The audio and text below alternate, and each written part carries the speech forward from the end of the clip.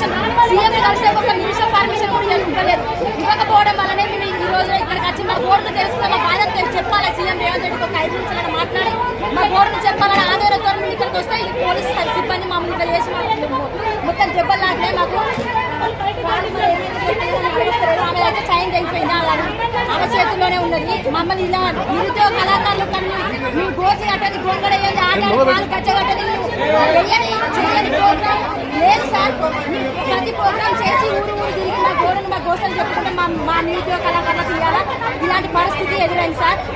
Media వాళ్ళు మరి మీరు మీడియా ద్వారా ఈ ప్రపంచానికి తెలియపరచాలని మా నిరుద్యోగం మేము కూడా నిరుద్యోగ కళాకారులు ఉన్నాము. అసలైన కళాకారులు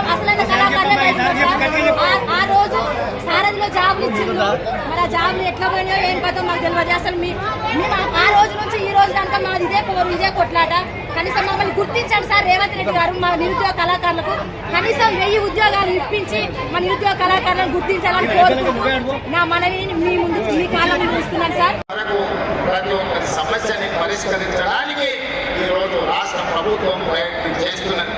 అందుకే ఆనాడు ధనిక రాష్ట్రంగా చంద్రశేఖరరావు గారికి అప్పచెప్పినాం. ఈరోజు దివాలా తీసిన రాష్ట్రంగా మా చేతికి అప్పచెప్పింది.